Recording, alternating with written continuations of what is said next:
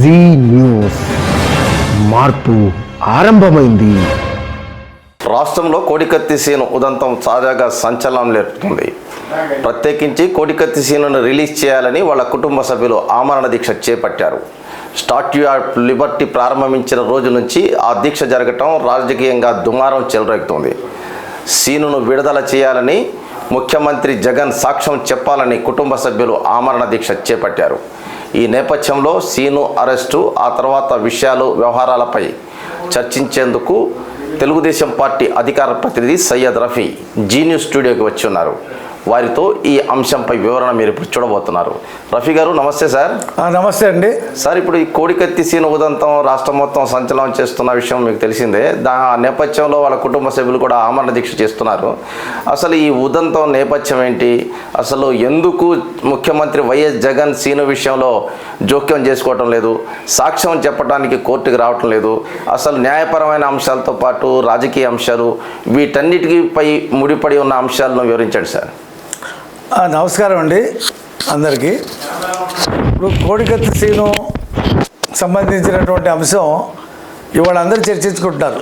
నిన్న ఏదైతే 125 అడుగులు ఎత్తు అంబేద్కర్ విగ్రహం ఓపెన్ చేసి నేను సామాజిక న్యాయానికి కట్టుబడి ఉన్నాను, మిగతా వాళ్ళందరూ కూడా అంటరానితనానికి ప్రతీకగా ఉన్నారు అది అని చెప్పేసి ప్రగల్భాలు పలికినటువంటి జగన్మోహన్ రెడ్డికి ఇది చావు దెబ్బ తగిలినట్టుగా తగిలింది.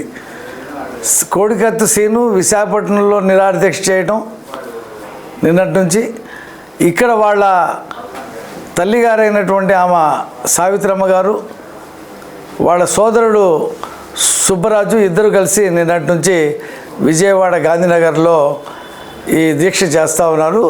దీని మీద రాష్ట్ర వ్యాప్తంగా చర్చ జరుగుతూ ఉంది. ముఖ్యమంత్రి నైజాన్ని బయట పెట్టేటువంటి పరిస్థితి ఇవాళ రాష్ట్ర వ్యాప్తంగా ఉంది.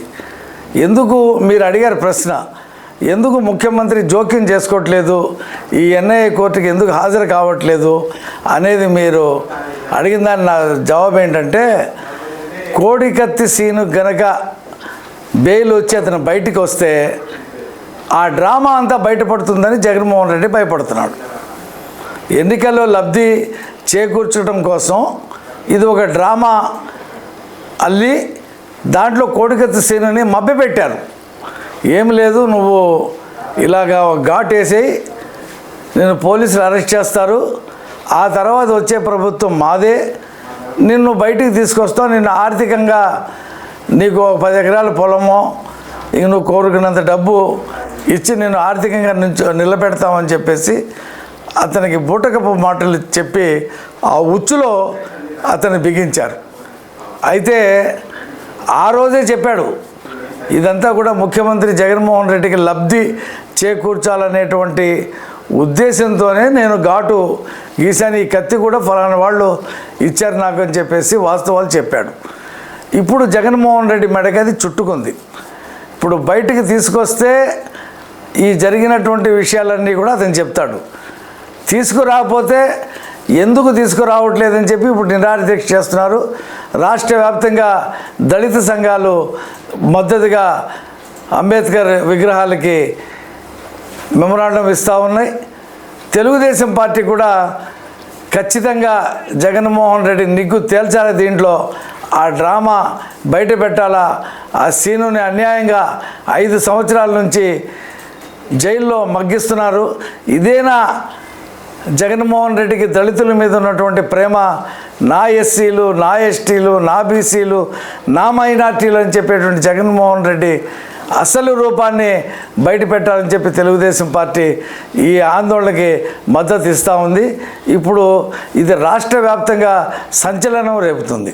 రజనీ గారు, అసలు రాష్ట్రంలో నిన్నటి నుండి పెద్ద చర్చ జరుగుతుంది. ఒక పక్కన జగన్మోహన్ రెడ్డి ఈ స్టాచ్యూ ఓపెన్ చేయడం అంబేద్కర్ది, అదే రోజున వీళ్ళు నిరాదీక్ష చేయడంతో అసలు పెద్ద చర్చ ప్రారంభమైంది.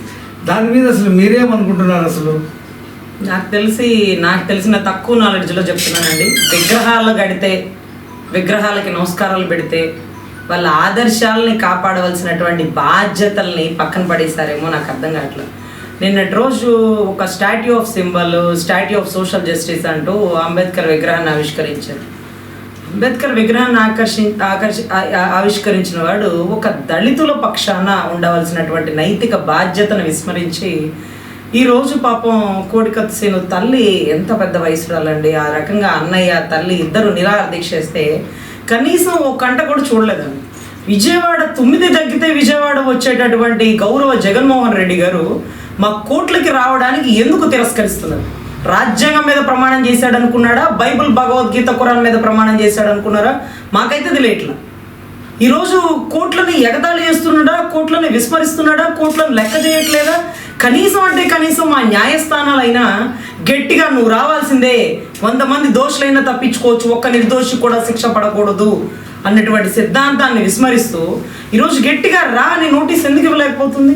ముఖ్యమంత్రి అయితే గట్టిగా పిలిచే అధికారం న్యాయస్థానానికి లేదా? ముఖ్యమంత్రికి అంతే మించిన వాళ్ళ? సో ఖచ్చితంగా నాకైతే చాలా బాధ అనిపిస్తుందండి. ఎందుకంటే ఈరోజు 9 తగ్గితే వచ్చే విజయవాడకి మా కోర్టుకు రాకుండా కనీసం సమాధానం చెప్పకుండా ఈరోజు ఆయన బాధితుడండి. ఒక సాక్ష్యం, అటువంటి సాక్ష్యం, ఒక సాక్షి పేపర్ ఓనరు ఏమంతా కోర్టుకు వచ్చి సమాధానం చెప్పడానికి ఒళ్ళు బరువండి గౌరవ జగన్మోహన్ రెడ్డి గారికి. సో ఈరోజు తల్లి కొడుకు ఇద్దరు అస్తవ్యస్తమైపోతున్న పరిస్థితుల్లో ఇంకా కూడా మరి ఏం చేస్తున్నాడో మాకైతే తెలియట్లేదు. రజనీ గారు, నిన్న ఒక గమ్మత్తైన విషయం జరిగింది.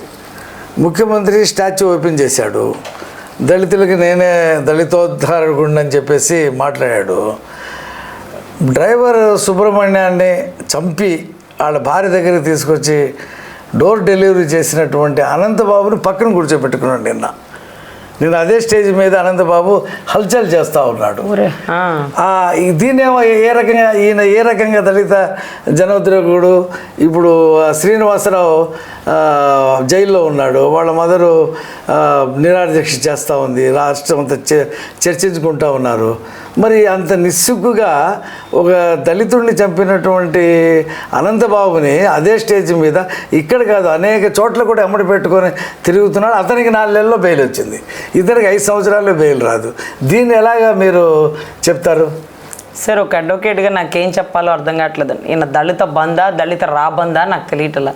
ముఖ్యంగా అనంతబాబుని అదేదో పబ్బుకు తీసుకెళ్ళు, అదేదో మీటింగ్కి తీసుకెళ్ళు, కానీ ఏదైతే అంబేద్కర్ విగ్రహావిష్కరణకి నేనే చంపాను అని కోర్టులో ఒప్పుకున్నటువంటి ఒక వ్యక్తి, అవతల వ్యక్తి అతి కిరాతకంగా చంపబడ్డాడు, డోర్ డెలివరీ చేశాడు. ఒక దళితుల పక్షాన అంత కిరాతకంగా ఉన్న వ్యక్తిని ఈ అంబేద్కర్ విగ్రహావిష్కరణానికి పక్కన పెట్టుకుని కూర్చున్నారంటే దాని అర్థం ఏంటంటే, నా ప్రభుత్వంలో నేను చెప్పిందే చట్టం, నేను చేసిందే వేదం అని ఒక సింబాలిక్. డాక్టర్ సుధాకర్ గారిని మాస్కులు అడిగినందుకు మోకాళ్ళ మీద కూర్చోబెట్టి బట్టలు ఇప్పించి పిచ్చివాడిని చేసి ఆటోల్లో ఎత్తుకెళ్ళి కొట్టి తిట్టి చనిపోయే పరిస్థితులు. ఆ తల్లి ఈ రోజుకి నా బిడ్డ చావుకి ఏంటి కారణం అంటూ పోరాడుతుంది. ఈరోజు పాపం కోడికత్తి సీన్ తల్లి సీను ఇంకా చచ్చిపోలే, పాపం చనిపోయాక కూడా పోరాడేలాగా ఉంది. ఎందుకంటే నాకు అర్థం కాని విషయం ఏంటంటే, ఈ టైంలో నిరాహార దీక్ష చేయడం కరెక్ట్ కాదేమో అనిపిస్తుంది. ఒక 2-3 నెలల్లో ప్రభుత్వం మారిపోతుంది, సీను బయటకు వచ్చేస్తాడు. ఈ టైంలో సీనుని చంపడానికి ఒక గీసిన ప్లాన్ ఏమో. నిరాహార దీక్ష అంటూ జైల్లో కూర్చోబెట్టారు, హెల్త్ కండిషన్ బాగోలేక హాస్పిటల్కి తీసుకెళ్లారు, పల్స్ పడిపోయింది, చనిపోయారు. ఆవేదనతో తల్లి అన్న రోధిచ్చారు, చనిపోయారు. అయిపోలా, కేల్కతం దుకాణం బంద్. అసలు జగన్మోహన్ రెడ్డి గారి ఆలోచన మనకు అంతు చిక్కదండి. నాకు అర్థం కాల, ఇన్ని సంవత్సరాల నుంచి నిద్రపోతూ ఇప్పుడు జగన్మోహన్ రెడ్డి గారికి వ్యతిరేకం అవుతుందా? వీళ్ళు ముగ్గురు పోతే జగన్మోహన్ రెడ్డి గారికి ఏ ఆధారాలు లేకుండా కేసు మొత్తం పక్కకు పోతుందో నాకు తెలియట్లా. సో చాలా భయంగా ఉందండి. బట్ ఏదైతే కోడికత్తి సీనుకి న్యాయం దొరకాలి, అతను తొందరగా బయటికి రావాలి. ప్రభుత్వం మారబోతుంది, ఎవరు ఏమాత్రం భయపడనక్కర్లేదు. రానున్న ప్రభుత్వం దళిత పక్షపాతి. అదే రకంగా చంద్రబాబు గారు కానీ ప్రతిభా భారత్ లాంటి వ్యక్తిని స్పీకర్ స్థాయిలో కూర్చోపెట్టి దళితులకి ప్రయారిటీ కల్పించినటువంటి నందమూరి తారక రామారావు గారు కానీ 33% రిజర్వేషన్ రాకముందు నుంచే దళితులకి, ఆడబిడ్డలకి ఎన్నో అవకాశాలు కల్పిస్తూ మహిళా చట్టాలు పెట్టినటువంటి ప్రభుత్వాలు కానీ గొప్పవేనండి. అయితే ఇప్పుడు జగన్మోహన్ రెడ్డికి ముందు చూస్తే నుయ్యి, వెనక చూస్తే గొయ్యి అనేటువంటి పరిస్థితి ఉందా? ఎందుకంటే అతను బయటకు వచ్చాడనుకోండి, ఇతను సాక్ష్యం చెప్పాడు, ఏం జరిగిందో కోర్టుకెళ్ళి ఎన్ఐఏ కోర్టుకెళ్ళి చెప్పాడు. సరే బయటకు వచ్చాడు అనుకోండి, బయటకు వస్తే అతను మొత్తం కథ అంతా చెప్పేస్తాడని భయపడుతున్నాడా, లేదా ఇప్పుడు ఈ ఆందోళనలు ఇవన్నీ జరుగుతుంది చూసి ఇది కూడా ఒక రకంగా డ్యామేజ్ అయిపోతుంది అనేటువంటి ఉద్దేశంలో సందిగ్ధలో ఉండి అతను ఏం చేసుకోలేని పరిస్థితి ఉందా, లేదా ఐ డోంట్ కేర్ అనేటువంటి పద్ధతిలో ఉన్నాడా? చివరిలో వర్డేనండి, ఐ డోంట్ కేర్. ఎవరికి భయపడని వ్యక్తి గౌరవ జగన్మోహన్ రెడ్డి. దేని గురించి ఆలోచించని వ్యక్తి గౌరవ జగన్మోహన్ రెడ్డి. దళితులు ఉంటారో చస్తారో నాకు అనవసరం, వచ్చేది నా ప్రభుత్వం కాదు. సో నా ప్రభుత్వం కానప్పుడు నేనేం చేసినా ఇక అది ఎవడు గెలిచేది లేదు, చచ్చేది లేదు. ముందు నొయ్యి వెనకాల గొయ్యి అన్నారు కదా, కానీ గౌరవ జగన్మోహన్ రెడ్డి గారు మాత్రం ఎప్పుడూ ఒక పొయ్యిలాగా నిరంతరం మండుతూ ఉంటాడు. అతని దగ్గరకు వచ్చిన వాళ్ళు దహించుకుపోవడమే తప్ప అతని మాత్రం అంగుళం కూడా వెలుగు తగ్గదండి. సో ఖచ్చితంగా నాకు తెలిసి వీళ్ళందరూ సుధాకర్ లాంటి వాళ్ళు, లేకపోతే అనంతబాబు, ఏదైతే సుబ్రహ్మణ్యాన్ని చంపేసిన అనంతబాబు లాంటి వాళ్ళు, వీళ్ళందరూ కూడా తప్పించుకునే పర్వమేనండి. ఎందుకంటే నేనున్నాను మీ వెనకాల. ఒక మనిషిని చంపిన ఎమ్మెల్సీకి ఎమ్మెల్యే ప్రమోషన్. బొత్స గారు మీకు తెలుసు కదండి, బొత్స గారు మేనల్లుడు, కోడికత్తి అందించినోడు, వాడు ఈరోజు ఎంపీ కేటగిరీ. మరి అక్రమాస్తుల దారుడేకంగా ముఖ్యమంత్రి. ఈరోజు ఒక రాజకీయంలో ప్రమోషన్ కావాలన్నా, ఒక పోస్ట్ కావాలన్నా నీకుండే అర్హత ఏంటంటే, సార్ నేను అనర్గళంగా మాట్లాడతానండి, నేను పలానా కమ్యూనిటీ అండి, నా క్వాలిఫికేషన్ ఇదండి, నా మీద ఎటువంటి కేసులు లేవండి అంటే మనం అన్ఫిట్ అనమాట రాజకీయాలకి. నా మీద ఒక మర్డర్ కేసు ఉందండి, 2-3 చంపారండి, 2-3 సైట్లు కబ్జా చేశారండి, ఓహో నువ్వే కావాలి. సో నీకు ముందు కార్పొరేటర్, తర్వాత ఎమ్మెల్సీ, తర్వాత MLA, step by step promotion. ఇలా ఎన్నో మర్డర్లు చేయాలి. ఏ ఇటుగా ఉండి అవినాష్ రెడ్డిని సంకలో పెట్టుకొని తిరిగేవాడు, అనంతబాబు లాంటి వ్యక్తిని పక్కన కూర్చొని అంబేద్కర్ బొమ్మ ఆవిష్కరించినోడు ఈరోజు ఏదైతే దళితుడైనటువంటి కోడికత్తి సీనుకు న్యాయం చేయలేని వాడు రాష్ట్రాన్ని ఉద్ధరిస్తాడని మన పిచ్చితో మనం గెలిపించుకోవడమేనండి. నిజంగా పిచ్చి తొక్కల కనడానికి ఏమాత్రం సంకోచించే పరిస్థితి లేదండి. ఇప్పుడు అంబేద్కర్ మీరు ఇందాక చెప్పారు ఒక పాయింట్, దేని మీద ప్రమాణ స్వీకారం చేశాడు, ఖురాన్ మీదనా, బైబిల్ మీదనా, భగవద్గీతన నాకు తెలియట్లేదు. జనం ఏమనుకుంటారంటే అతను రాజారెడ్డి రాజ్యాంగం మీద ప్రమాణ స్వీకారం చేసి ఈ అంబేద్కర్ రాజ్యాంగాన్ని గొయ్యి తీసి పాతి పెట్టాడు, ఆ గొయ్యి మీదే 125 అడుగులు ఎత్తు విగ్రహం పెట్టాడు అనేది పెద్ద చర్చ జరుగుతూ ఉంది. కొంతమంది జర్నలిస్టులు జగన్మోహన్ రెడ్డిని పొగుడుతూ ఉన్నారు ఈ మధ్యకాలంలో. 2430 జీవో తీసుకొచ్చి జర్నలిస్టుల మీద కూడా కేసు పెట్టేటువంటి జీవో తెచ్చిన దాన్ని కూడా పట్టించుకోకుండా వాళ్ళందరూ పొగుడుతున్నారు. ఈ కోడికత్తి సీనుకి జరిగినట్టు అన్యాయం మీద అసలు మాట్లాడలేదు. దీన్ని మీరు ఎలాగ చెప్తారు? ది పెయిడ్ నో, వాళ్ళు పేమెంట్ తీసుకున్నారు కాబట్టి ఎవరి పక్షాన చెక్కభజన చేయాలో వాళ్ళ పక్షాన చెక్కభజన చేస్తున్నారండి. ఈరోజు అంబేద్కర్ విగ్రహ ఆవిష్కరణకి 125 అడుగులు అమరావతి నడిబొడ్డులో అంబేద్కర్ శృతి వనం అని ఒకటి ఉందండి, అక్కడ కట్టాలండి. ఏదైతే 33,000 ఎకరాల్లో రాజధాని ఉందో దాన్ని చూడడానికి వేల లక్షల కోట్ల మంది జనాలు ఉవ్వెత్తులూరుతూ పరిగెత్తుకుంటూ వస్తారు. అక్కడ ఒక సంస్కారకమైనటువంటి భవనం అంబేద్కర్ శృతి భవనం. సో దానికి సంబంధించినటువంటి ప్లేస్ను కూడా ఎప్పుడో కేటాయించారండి, 2018-17 టైంలో చంద్రబాబు గారి ప్రభుత్వంలోనే ప్రకటించారండి. కానీ ఈరోజు కావాలని ఇంటెన్షనల్గా ఇక్కడ పెట్టారండి. అంటే ఇది విజయవాడ పరిసర ప్రాంతాల్లో అది పెట్టే ప్రదేశం కాదండి. మీకు ఈరోజు బొమ్మనే చూస్తున్నారు, ఆ బొమ్మ తీసి పక్కన పడేస్తే అక్కడ కొన్ని వందల వేల లక్షల మంది ఉపాధి పొందే పరిస్థితి అది. అక్కడ ఒక పీడబ్ల్యూడి గ్రౌండ్స్లో ఒక ఎగ్జిబిషన్ పెట్టుకుంటారు, ఒక స్టాల్స్ పెట్టుకుంటారు, ఒక కమర్షియల్ బిట్. ఈరోజు విగ్రహాన్ని ఎక్కడ పెట్టాలి అంటే ఎక్కడ సింబల్ అది? గౌతమ బుద్ధుడు పక్కన, ఆ బొమ్మ పక్కన, ఏదైతే అమరావతి ఒక స్తూపం పక్కన అంతకి ధీటుగా అంబేద్కర్ గారి విగ్రహం ఉండాల్సినటువంటి పరిసర ప్రాంతాల్లో అక్కడ కావాలని అంబేద్కర్ గారి పక్కన విగ్రహం పెట్టలేదండి. ఎవరు పెట్టమన్నారు? కమర్షియల్ బిల్డింగ్ ఈ పరిసర ప్రాంతాల్లో, ఇటువంటి కమర్షియల్ ఏరియాల్లో ఎక్కడన్నా ఉందా ఇంత విగ్రహం? ఏదన్నా ఇబ్బంది జరిగితే ఏంటి పరిస్థితి? బొమ్మ ఏదన్నా గబుక్కున అది చెప్పలేం కదా. ఏదన్నా చిన్న డ్యామేజ్ వచ్చి వీళ్ళ కట్టడాల సంగతి మనకు తెలిసిందే కదండి. వాళ్ళు వాడే భారతీయ సిమెంట్, వాళ్ళు వాడే నాసిరకం, ఏదన్నా ఇబ్బంది అయితే ఎంత ఆర్థిక నష్టం, ఎంత ప్రాణ నష్టం కలుగుతుంది. ఇటువంటి విగ్రహాలు కట్టేటప్పుడు ఊరి చివరే ఉంటాయండి మా హనుమంతుడి విగ్రహాలు కూడా. దాని ఉద్దేశం ఏంటంటే అన్ని రకాలుగా సేఫ్ సెక్యూర్ ప్లేసెస్లో, ప్రెమిసెస్లో కడతారు. అటువంటిది అంబేద్కర్కి సంబంధించి శృతివనంలో అమరావతి పరిసర ప్రాంతాల్లో ఆ విగ్రహాన్ని కడితే symbolic for the social justice beyond the capital princess అనేది ఉంటుంది. అటువంటిది కమర్షియల్ ఏరియాలో విగ్రహాన్ని కట్టి దాన్ని నువ్వు అంబేద్కర్ మీద సానుభూతి, దళితులందరూ ఒక తాటి మీద వస్తారా? దళితులకు జరిగిన అరాచకాలు దళితులకు తెలియదా? ఈరోజు నువ్వు మాయమాటలు చెప్తే నమ్మి మోసపోవడానికి దళితులేమీ అంత నిస్సహాయులు కారు. ఒక్కొక్కళ్ళు గ్రూప్ 1, గ్రూప్ 2 కలెక్టర్ ర్యాంకర్లో ఉన్నారు. అందరూ చదువుకున్న వాళ్ళే. ఆపరా నీ కపట నాటకాలు అంటూ ఈరోజు రాష్ట్ర ప్రజలు ఎలక్షన్ కోసం వెయిట్ చేస్తున్నారు. విగ్రహాలు కట్టగానే ఓ పెద్ద సిద్ధాంతివో ఓ పెద్ద వేదాంతివో అయిపోవు. సో ఖచ్చితంగా ఆయన ఆదర్శాలని కాపాడాలి, ఆయన రాసిన రాజ్యాంగాన్ని గౌరవించాలి, ఆయన ఇచ్చినట్టుగా న్యాయస్థానాలకి నువ్వు రెస్పెక్ట్గా వెళుతూ ఉండాలి. నువ్వు 6041 వాయిదాలకు ఎగ్గొట్టువాడివి, కోడికత్తి కేసులో సాక్ష్యం చెప్పనోడివి, రాజ్యాంగం ప్రకారం వెళ్ళనోడివి, అతి కిరాతకంగా ప్రతిపక్ష నాయకుల మీద తప్పుడు కేసులు వేసి అరెస్ట్ చేసేవాడివి, రాష్ట్రంలో దళితుల మీద దాడులు చేసేవాడివి. నువ్వు అంబేద్కర్ ఆదర్శాలు విగ్రహం కట్టగానే అది ఏదో గొప్ప వీరవనిత కార్యక్రమాలు ఏం కాదండి. సో ఖచ్చితంగా మనందరిని ఒక మాయలో పడేసేటాయి. అందులో 400 కోట్లు ఖర్చు అన్నారు. దాంట్లో ఎన్ని కోట్లు తొక్కేశారో రేపటి రోజు అంబేద్కర్ విగ్రహాన్ని కూడా లెక్క బయటికి తీస్తామండి. ఎన్ని కోట్లు ఎలా ఖర్చు అయినాయి, ఎవరికి కాంట్రాక్ట్ ఇచ్చారు, దాని టెండర్ ఏంటి, మొత్తం లెక్క తీస్తాం. సో కమర్షియల్ పరిసర ప్రాంతాల్లో కట్టడమే ఒక తప్పు. ఆల్రెడీ ఆయనకి కేటాయించినటువంటి శృతివనంలో కట్టకుండా ఇక్కడ కట్టి డైవర్ట్ చేయడం అనేది ఇంకా పెద్ద తప్పు. సో ఖచ్చితంగా దీన్ని మేము పూర్తి ఖండిస్తాం. ఇప్పుడు కోడికత్తి సీను మదరు, కోడికత్తి సీను వాళ్ళ బ్రదరు ముగ్గురు దీక్షలు చేస్తున్నారు. అయితే రాష్ట్రంలో బాగా చదువుకున్నటువంటి దళితులు పోస్ట్ గ్రాడ్యుయేషన్లు, తర్వాత అలాగే ఇంజనీరింగ్ గ్రాడ్యుయేట్స్ చాలామంది ఉన్నారు. పాత ఉపాధ్యాయులు కూడా ఉన్నారు. వాళ్ళందరూ ఎందుకు కదలట్లేదు? ఈ 5 సంవత్సరాల నుంచి అతను మగ్గిపోతున్నాడు కదా. జగన్మోహన్ రెడ్డి ఈ రకంగా అతన్ని జైల్లో పెట్టేసి నరకం చూపిస్తున్నాడు కదా.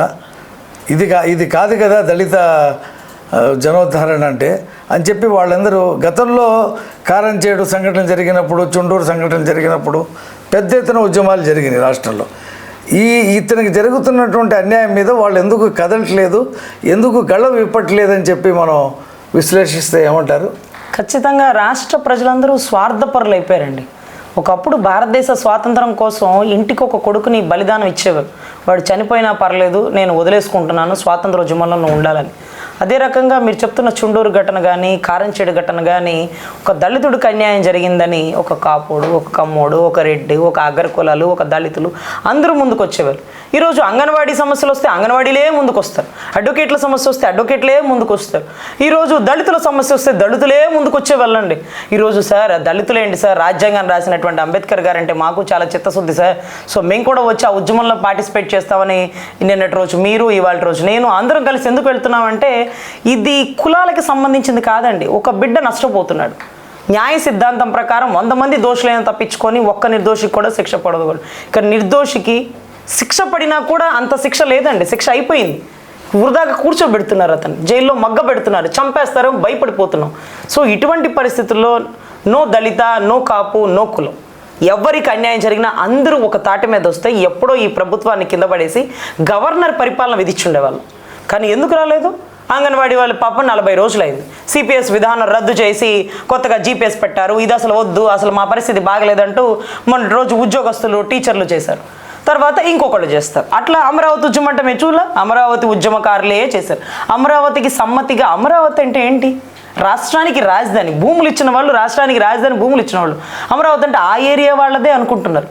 సో ఖచ్చితంగా ఎవరికి అన్యాయం జరిగినా అందరూ కలిసి రియాక్ట్ అయితే తప్ప ఆ సమస్య సాల్వ్ అవుదండి. ప్రజావేదిక పడగొట్టగానే ఒకళ్ళు ముందుకు వచ్చారు, అమరావతి ఉద్యమం అంటే ఒకళ్ళు ముందుకు వచ్చారు, అంగన్వాడీ సమస్యలు అంటే ఒకళ్ళు ముందుకు వచ్చారు, ఈరోజు స్కూల్ టీచర్లు అంటే ఒకళ్ళు ముందుకు వచ్చారు. ఈరోజు దళితులకు జరిగిన అన్యాయం అంటే దళితులే ముందుకు రావాలా అండి?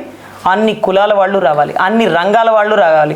ఈరోజు ఒక కోడికత్తి సీనుకు జరిగిన అన్యాయానికి ప్రతి ఒక్కరూ ముందుకొచ్చి కోడికత్తి సీనికి సంబంధించి జగన్మోహన్ రెడ్డి గారు కోర్టుకు వచ్చి సాక్ష్యం చెప్పే వరకు ఈ దీక్షలు మేము ఆపము అంటే ప్రభుత్వం మొత్తం గద్దె దిగిపోతుంది. ఒకవేళ దిగపోతే గవర్నర్ పరిపాలన వచ్చేస్తుందండి. అదే చాలా విషయాలు చెప్పారు, మీకు థ్యాంక్స్. నమస్తే అండి.